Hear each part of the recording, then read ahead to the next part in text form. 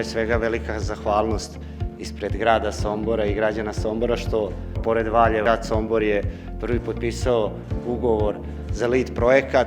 Upravo ovakvi projekti su ono što treba lokalnim samoupravama i drago mi je što je grad Sombor potpisao ugovor vredan 90,5 miliona dinara, kroz koji će biti izgrađeno 4 pešačko-biciklističke staze u Karađorđevoj ulici, Staparski put, 12. Vojvođanske udarne brigade i Prvomajski bulevar.